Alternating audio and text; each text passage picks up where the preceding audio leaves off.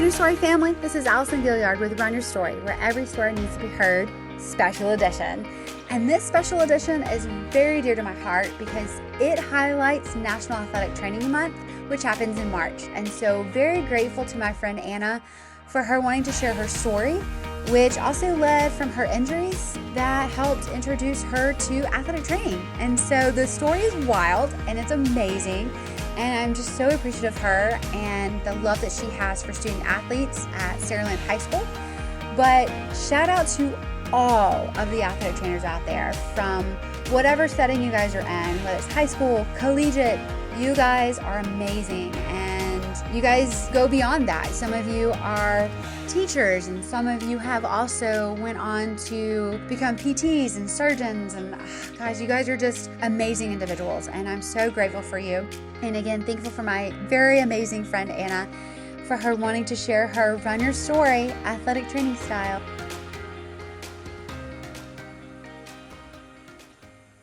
Thanks, Anna, for being here. Yeah, thank you for having me. Yay, I'm so excited. So this is going to be a special podcast because it is National Athletic Training Month. It is. And you are an athletic trainer for Saraland High School. Mm-hmm.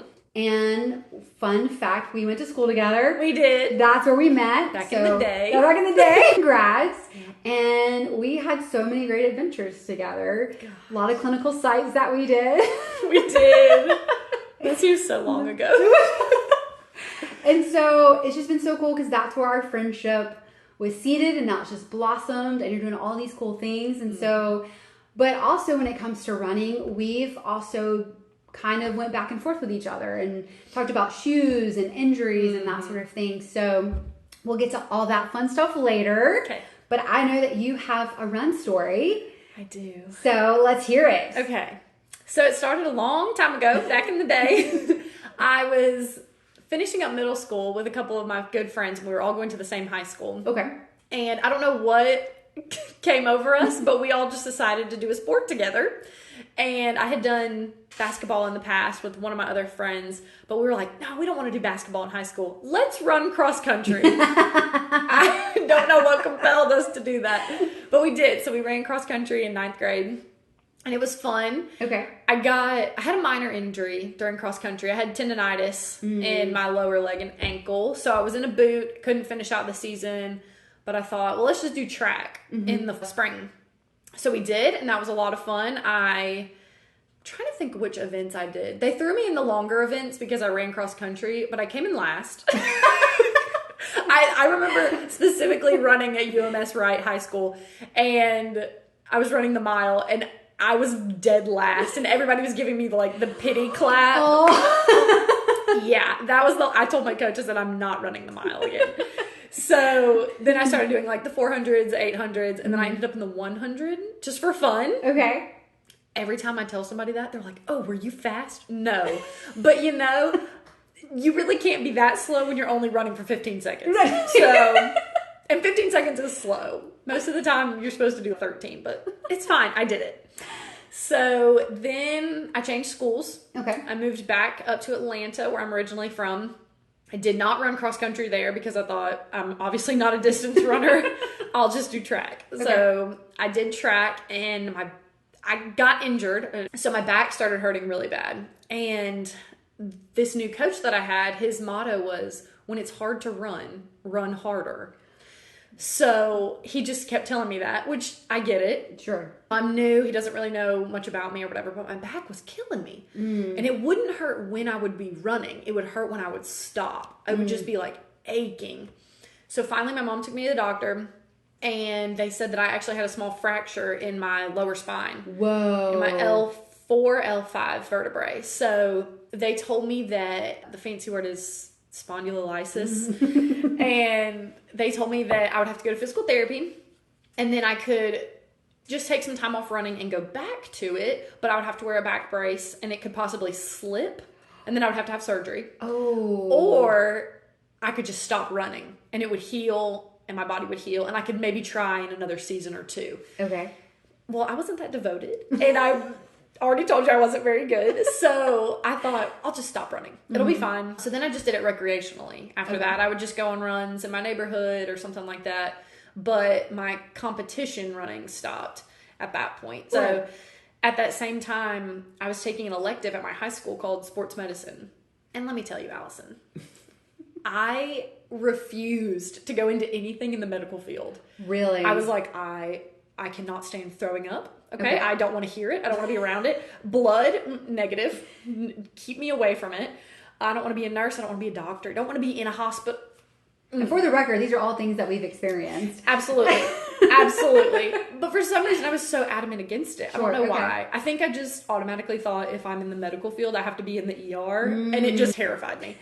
So my high school made me fill out this elective sheet. So I put number 1 choice is choir, which I was in for a few years. And then my number 2 choice is sports medicine. I just threw it on there just as a backup. Well, they ended up giving me both of them. And I just remember complaining to my mom saying, why am I in this elective? And she's just, get through it, Anna. Get through the semester, get through the year, get through it. I'm like, okay. So one of the requirements was I just had to work 1 football game. That's it. Go to 1 football game, be on the sidelines. We knew how to like tape ankles and stuff.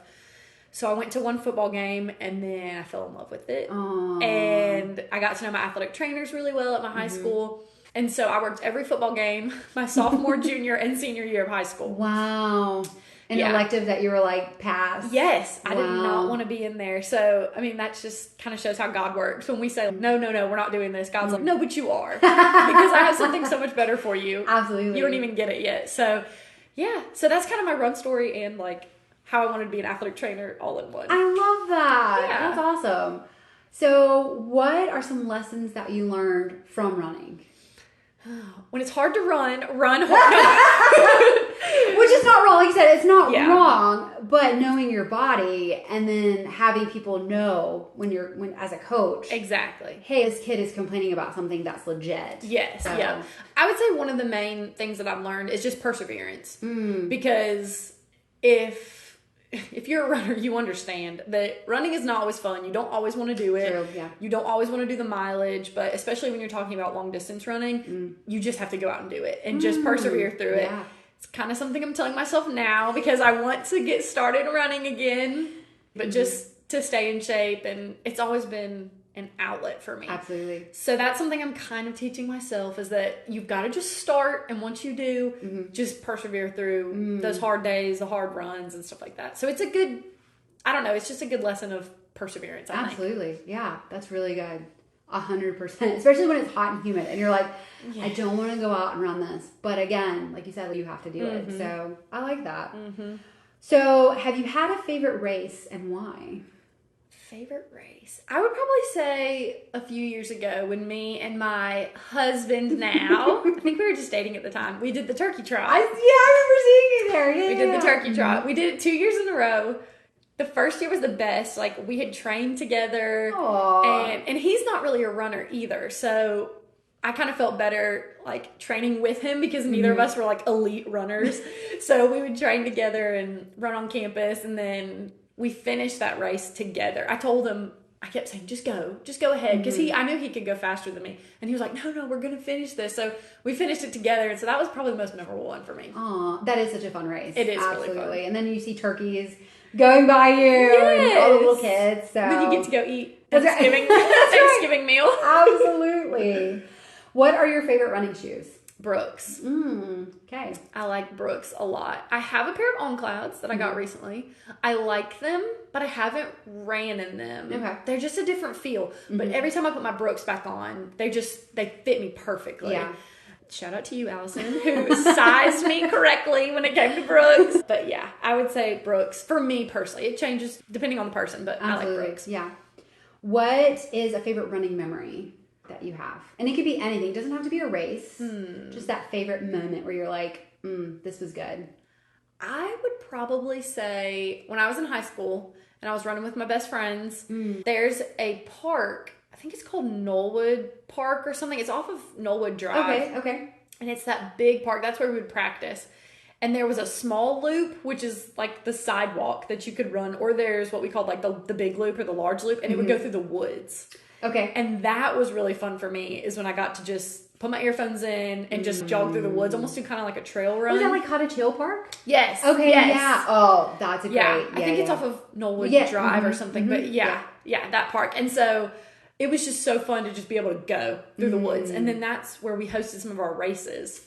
So I already knew the track and everything, but just not having to run. I don't know, that's the difference between cross country and track as well, because you run a lot on trails in cross country. But that was just so freeing for me. It's just putting my headphones in and just going through the woods. It is something about trail running. Gets you off the pavement, and you get lost in nature, and sometimes you do get lost. But you're like, exactly, but well, it's this fun. is so nice. Yeah. Do you have a favorite, which I know you said you're getting back into it, but was there a favorite meal pre and post race that they're like, ooh, I can't wait to have this? Yes. Pre-race, meaning like the night before, chicken Alfredo. Ooh, okay. Always. Got it. Okay. I specifically remember in high school, we would always go to Olive Garden the night before races, you know, carb load and all that kind of stuff. But I would always get chicken Alfredo for some reason. So that was great. And then after anything, like any protein, steak, burgers, anything like that, just like heavy protein afterwards. Feed me. Yeah, I just remember that being like a consistent thing we did was like pasta before, heavy meat afterwards. Got it. Yeah. That's awesome. That's so cool. Yeah. And then for Thanksgiving, for turkey trot, you're like, heavy meat. I got it. Turkey. Exactly. Pile it on. And look, mashed potatoes, macaroni and cheese. Those are more carbs, but it's fine. Absolutely. So you mentioned putting your headphones in. Yes. So Anna, what are your running jams? You don't want to know. Oh no, I'm I just kidding. Okay, so if you throw it back to about middle school times for Anna, I would say a little bit of Usher. Oh, you gotta mix it up. Old Taylor Swift. I'm talking like old Taylor Swift. Anything really upbeat for me. I know some people like to listen to podcasts, or like some people, the psychotic people, listen to like classical music. Absolutely not. I have to have something upbeat. Yeah. And on Spotify, you can actually search songs that have a certain running beat. Okay. So I like to listen to songs that I know, though. So I don't typically go to those, but there's songs that they've made a whole playlist specifically for when you run and you want to run on beat. So that's kind of like something like that would be more what I listen to. But yeah, old school for me. That's hilarious. Is that the same now? Like when you do go run, that you're like, I'm going to go back to what? Yes. Wow. I don't know why. It's just like, maybe it's throwing it back to when I ran in high school. It's nostalgic. Yeah. But there's a lot of times that Dylan and I will my husband Dylan, will listen to a song and we'll be like, man, this is back in middle school days, or this is back in high school days, and we crank it up in the car and we just jam. So, I mean, I like the newer country and the newer pop, but there's nothing like middle school jams and high school jams for me. That's fantastic. And for the record, I'm about to be 27, so that kind of gives you a little timeline of when I was in high school. That's hilarious. Worst race. Ooh, I think I have a tie. They're both bad memories. We can talk about them. So the first one would be my cross-country race freshman year of high school when I got hurt. And I just had tendonitis, but for some reason it was so flared up that I literally couldn't finish the race. Like I got to the point where I was walking and my coach found me on the trail and he was like, what are you doing? I was like, I literally can't run. Like it hurts so bad. So one of my teammates came and got me in his car and I had to scratch the race. Oh. Yeah, I was DQ'd. But it was okay. I mean, that was kind of my first ever injury. So I don't really know if it was as bad as what I thought looking back, but I remember not being able to run. Sure. So that was probably one of them. The next one would be the second turkey trot that I ran. Favorite race and worst race. Yes. The second one, Dylan and I were all ready. We were like, we're going to make this a tradition. We're going to do the turkey trot every year. And that day I was so sick. And I didn't feel it until after the start of the race. And I was like, Dylan, I cannot finish this race. And he was like, are you serious? I was like, I feel horrible. And so I just had to cut off at a certain part. And I went to the car and sat in the car. Oh, no. He finished the race, which is great. He got his little medal and everything. But yeah, I couldn't finish the race. And that was so heartbreaking because just like the year before, I wanted to finish it with him. Yeah. And it just got to the point where I was like, I can't do it. Like, my stomach was killing me. I couldn't do it. So I told him, I was like, just go ahead. And I had to stop. And that was the last 5K I ever tried. That was a few years ago. So I want to get back to where, this might be another question, I don't know. But my goal is to be able to run a 5K again. Yeah. So I want to work back to that. Gotcha. Yeah, that was definitely questions if I So what is some advice that you would give to anyone that wants to get into running or walking, that wants to start? Just start. And again, I'm preaching to the choir here because I need to do that. Just start. For some reason, starting is the hardest part for me. Absolutely, yeah. Now, I'll take my dog on a walk every now and then. So walking is a great way to start. Get your cardio up, get your heart going, increase your heart rate, and get your legs used to doing that much motion. And then do some intervals, which, I mean, I know you have a training program. You could probably tell more about this than I can. But this is kind of my plan, is to go on walks consistently, especially because now it's getting hot outside. So I need to get used to the weather and get acclimatized. And then do intervals. So jog for a minute, walk for 30 seconds, jog for, for 20 minutes. And then I'll get to the point where I can just jog consistently. But the hardest part is just starting. Absolutely. So just start. That would be my advice. I always tell people, I'm like, the hardest thing about running is lacing up your shoes and showing up, because you can make any excuse. Now, I did have somebody from a training session that we had a couple of weeks ago, and we train at 5:30 in the morning, and she drove halfway realizing she didn't have her shoes, so she turned back home. So she was a few minutes late, but she's like, I came, but she could have very well been like, I don't have my running shoes, I'm done, I'm not even gonna go. But she showed up, and I was like, kudos, that was amazing. But again, it goes to show the hardest part is sometimes you forget your shoes. You need to lace them up. Exactly. You can't lace them up if you don't have them. So when you're not running, Anna, where can we find you? Probably, so either playing with my dog. For those of you who don't know me, I'm obsessed with my dog Wrigley. Me and my husband are obsessed with her. And he's what kind of breed? She's what kind of breed? She's a Doberman. She's beautiful. She is beautiful. She's outside right now. Otherwise, she would be barking at the garbage truck that just passed by. But yeah, so either playing with her or reading. Oh, okay. It's a new hobby of mine. Me and my husband Dylan, we both started reading more. He's more into the fiction, sci-fi kind of stuff. Okay. And I'm more into the romance, but also mystery. I'm kind of liking that now. So my goal is to read 12 books this year. Gotcha. And that's a big goal for me because I didn't used to read at all. Gotcha. Okay. So I think I've read 3 or 4.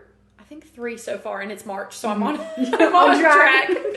Yeah. So reading, that's kind of a new thing for me. Dude, that's awesome. Yeah. Very cool. So we talked about advice that you would give to runners, but you actually work with high school athletes. So let's go in that direction. Okay. So what is some advice that you would give an injured runner? Because we also know that not only are you dealing with an injury, but the psychology of it as well. Yes. So what is some advice? You have an injured athlete that comes in, that's a runner. What would you say to that cross country or track athlete?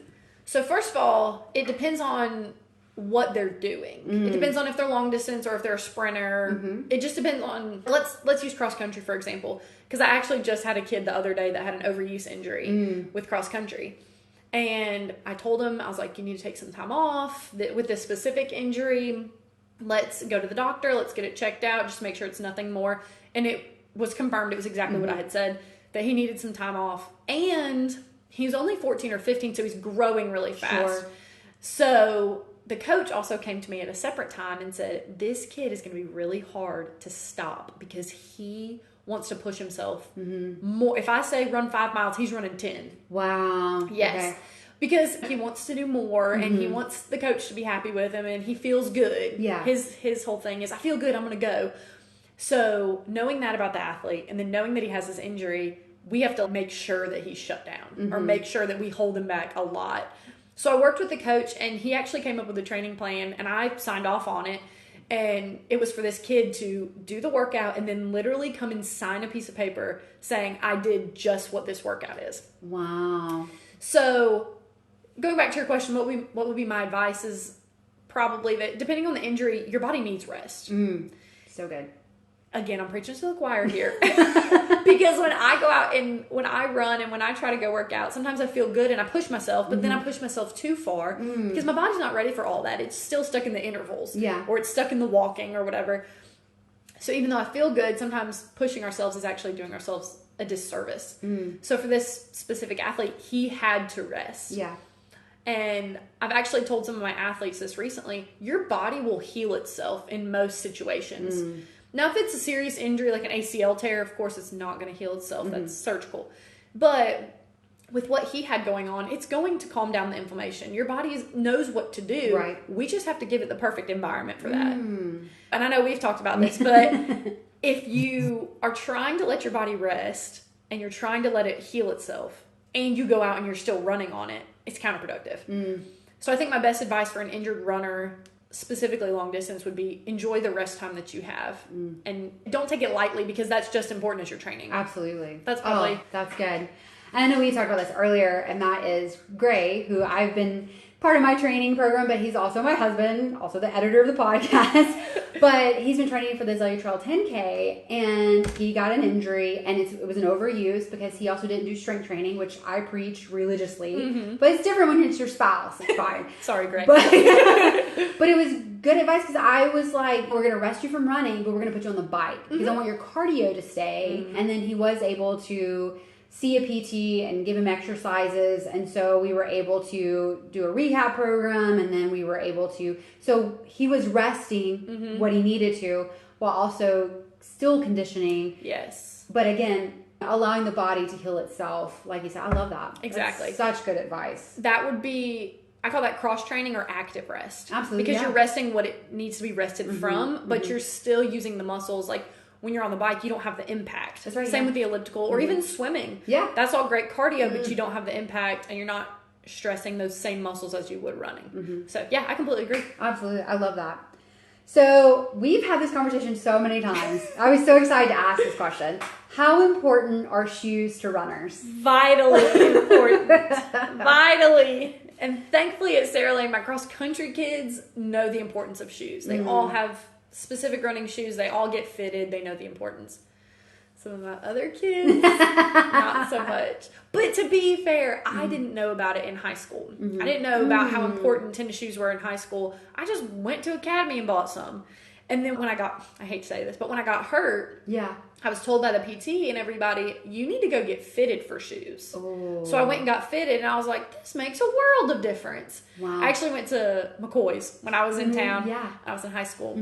So yeah, that was the first time I had ever heard of it. But again, then I kind of stopped doing sports, and it didn't become important to me until I got to college.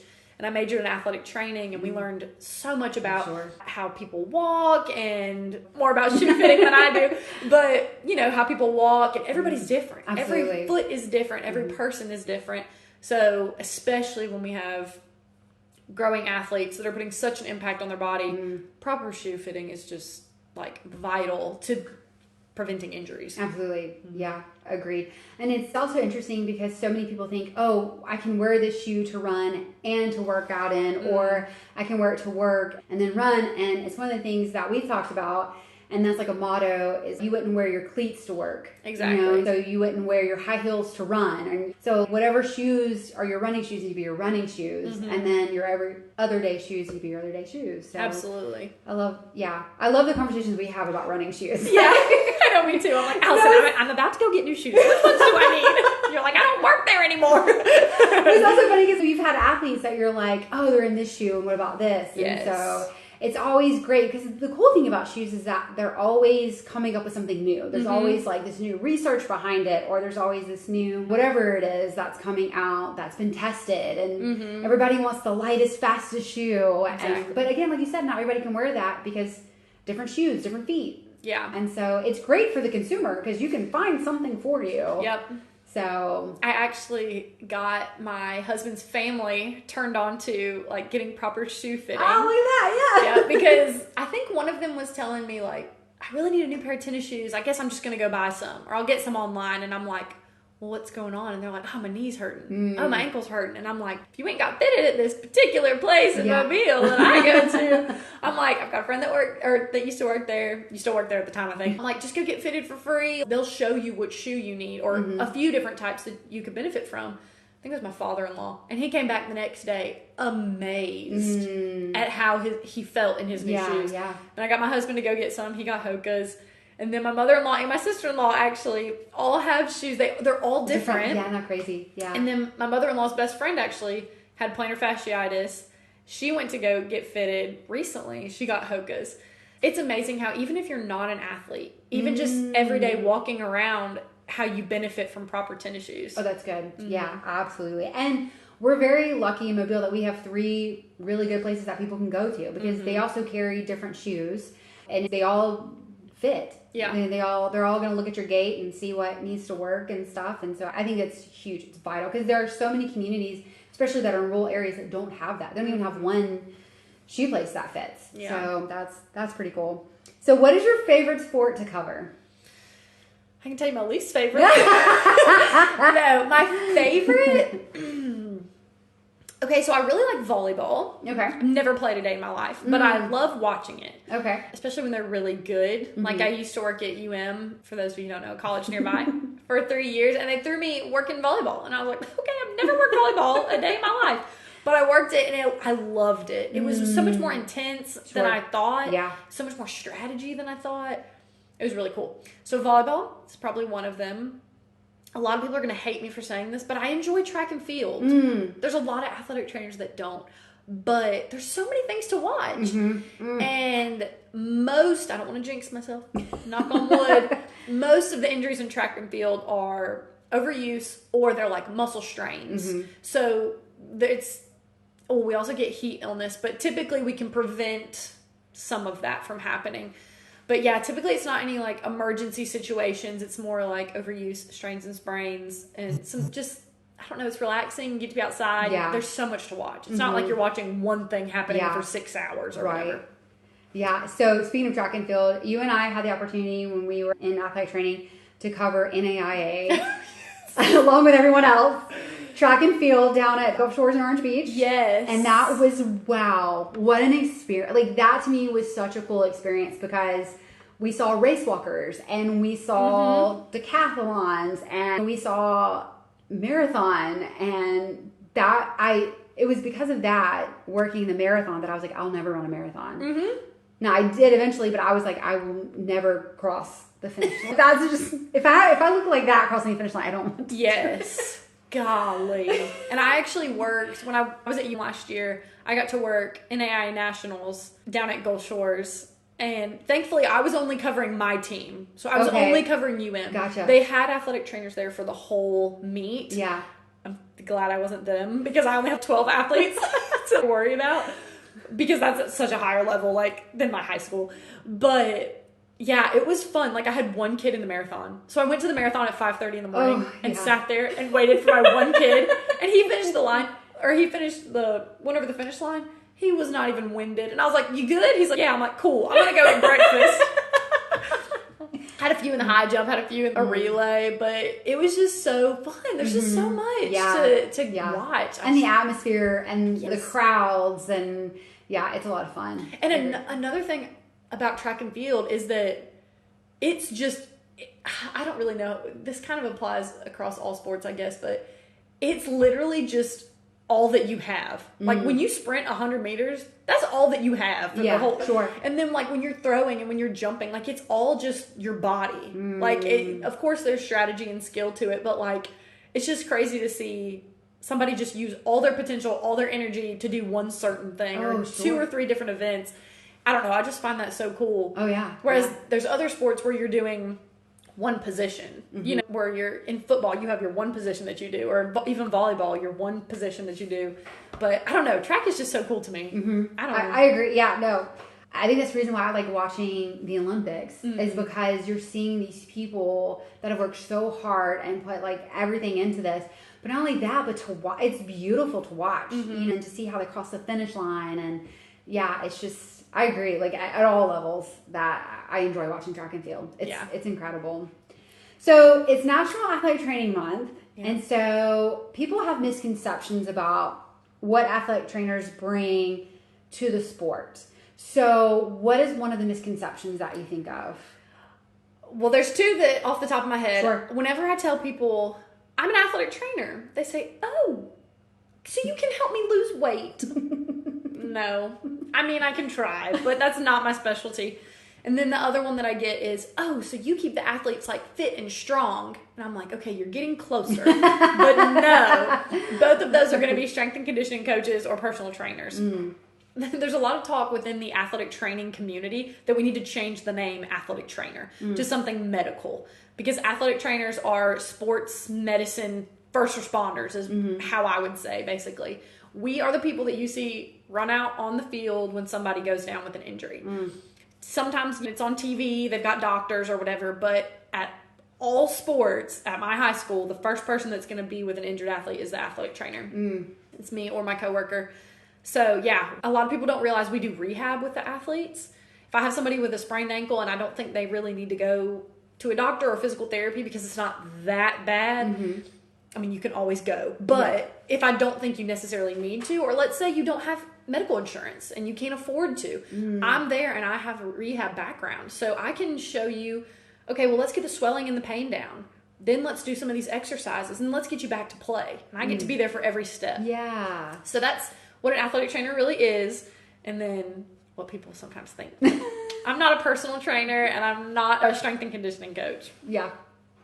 Very cool. And I know that a lot of times, well, especially, now in the recent news, as we were talking earlier, everyone now started talking about athletic trainers because of what happened on the football field. And so just how essential and needed athletic trainers are. And there are still schools that don't have access to athletic trainers. And so I just want to say thank you for what you do. And to all the athletic trainers out there, especially in Mobile, shout out to you guys, because I learned so much from you guys. And then it's just a great community, even though I'm not in that world, just to have that friendship and knowledge. We still accept you. I appreciate that. But it's really cool just to see you guys work. And you're at the same school that my son is at.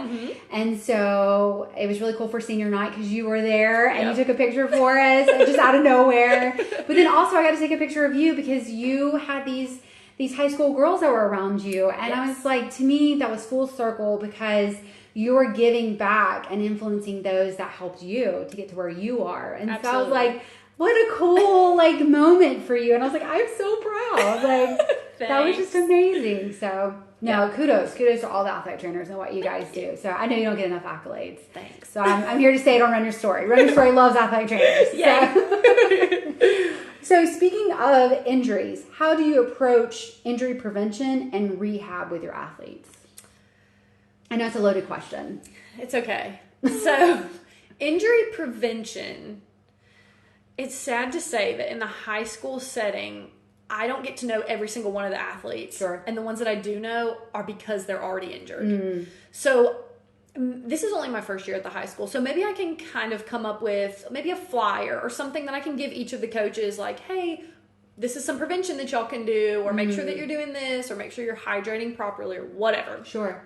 Thankfully, we have good strength and conditioning staff and coach at Saraland High School, so they're getting their strength, which is really good. And then the coaches are really good about preventative measures with, let's say, pitch count and stuff like that. So they're trying to protect their athletes as much as possible. From my side of things, like I said, it's sad because I really talk about prevention after they're already injured. But for those that keep re-injuring the same thing, let's say those who have chronic ankle sprains, they get them over and over and over. When they come to me, I say, have you ever had an ankle sprain before? And they say, oh yeah, this is my 5th time. I'm like, okay, well, let's talk about how to prevent this in the future. Sure. Let's strengthen it. Let's get taped. Maybe get an ankle brace so that if I'm not around or you go to another school to play, you can have some sort of protection on your ankle. That's pretty much how I do it, is after they're already hurt, if I know they have a history of it, or even if they don't and they're scared that it's going to happen again, I kind of teach them how we can prevent it. Now, there's some stuff that we can't prevent. Sure. But I try my best to educate. That's my big thing, is these kids have no idea what's going on in their body. They have no idea the anatomy or anything. So that's part of my job, is educating them what's going on in your body. How do we stop it? How do we get it better? And how do we prevent it from happening again? So that's kind of how I do prevention. And then rehab, it's just based on the injury. Thankfully, I'm hired through a physical therapy clinic. So if I think that something is ongoing and needs proper physical therapy, sure, I can get them in with a doctor, order physical therapy, and they can be in PT the next day. So that's good for my more chronically injured athletes. But if they're minor, I can just work with them at the school. And I use some of the equipment that I have to get them strong. I work with them about 3 to 4 days a week Gotcha. to try to get them stronger. Wow, that's incredible. Let's talk about nutrition, because that's something that we've had discussions about before. So within the running community, what do you see, especially like on the high school level? Gosh. What is something that, again, maybe prevention-wise, that we as the more experienced runners could maybe help mentor the younger runners and say, hey, this is where we're missing a link at? Honestly, I think the education needs to go to the parents. Maybe at the team meeting before the season starts or whatever. And I know not all families have the means to go out and buy the newest goos or whatever, or the newest granola bars or protein or whatever. But a lot of these kids that come to me, I can't even count on one hand how many kids have come to me and said, do you have any snacks? And I'm like, why? What's going on? Did you eat lunch? Well, no, I didn't really like the school lunch, which could be their fault because you can eat the school lunch. Or I always ask them, well, why didn't you bring your own lunch? We didn't have anything at the house.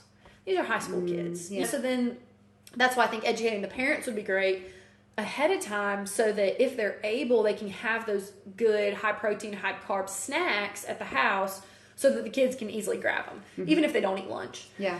And then another thing is hydration. I unfortunately had an athlete yesterday at track practice who had a minor bout of heat exhaustion. It was a thrower who actually got thrown into a sprinting event because at this meet they're going to, the throwers have to run too. Okay. I don't get it, but whatever. And so this thrower who never has to do sprints, sprinted, and then she got overheated. It's 90 degrees outside. Sure, yeah. So when I got her inside, I asked her, did you eat anything for lunch? And she said, yeah, I had a salad. And I'm like, okay, that's healthy, but I don't know. You probably needed a little bit more than that. And then I asked her, did you have water out there? And she's like, I borrowed one of my friend's water. She gave me a little bit of hers. And I'm like, oh, God, you didn't even have water. So I definitely got her back to where she needed to be. I cooled her off. Then I educated her about make sure you bring a snack. Make sure you have a little bit more carbs in your diet. Salad is great. It's very healthy. But you're about to come out here in the heat. So make sure you have a little bit more carbs, or even like a granola bar before practice. And then please bring some water. And Gatorade or Powerade, because it's so hot outside. So you need to replenish those electrolytes. She seemed like she had never heard that before. Wow. And I don't know, maybe the coach goes over it, but she was completely unaware, or maybe she was aware and just didn't do it. I'm not sure. So that was kind of eye-opening too. I can't really help on the nutrition side of things unless I just stock up on snacks and give them to everybody. But at least the hydration part I can teach them, and we have water all over the school, so they're able to hydrate if they want to.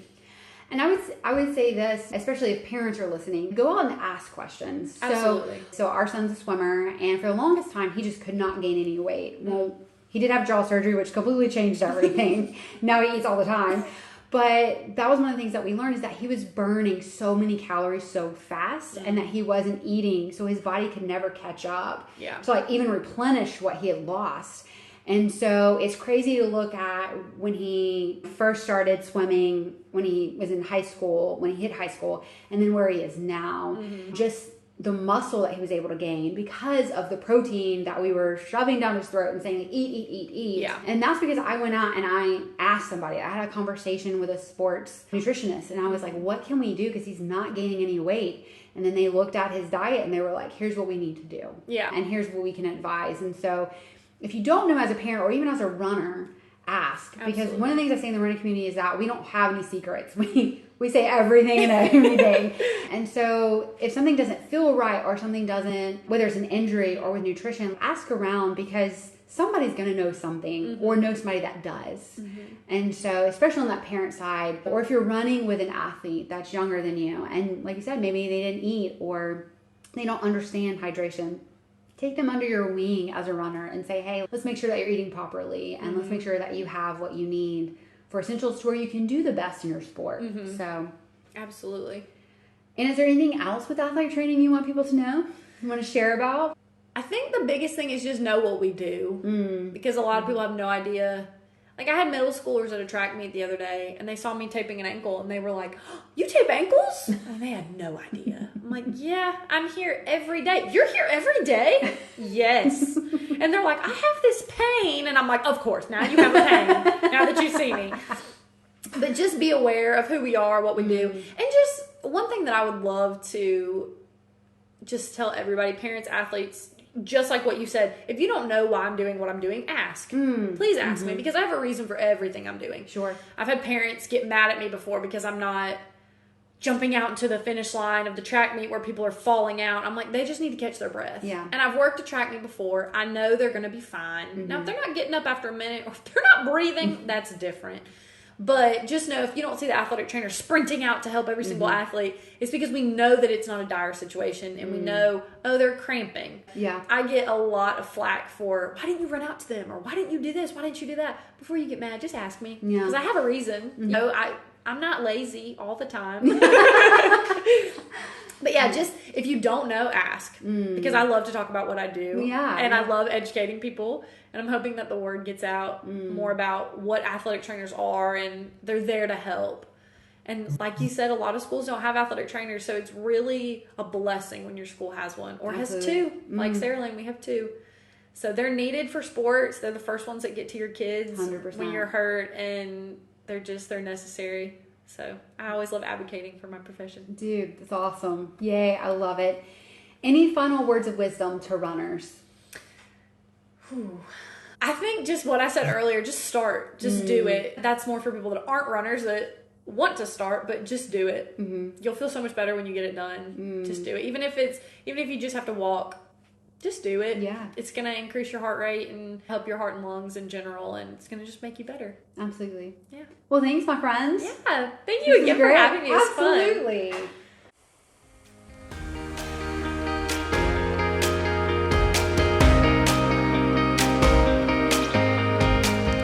What an amazing story of turning injuries into a profession. And while I know it wasn't fun for Anna, I know that she's doing what she loves and she's amazing at it. And again, thank you a million times to all athletic trainers out there. You are seen, you are amazing, and you are appreciated. And so guys, go out and show some love to those athletic trainers. Tell them thank you, spoil them a little bit. So again, grateful and just appreciate you guys so much. And so guys, go out, hit the pavement, think about your story, because every story needs to be heard.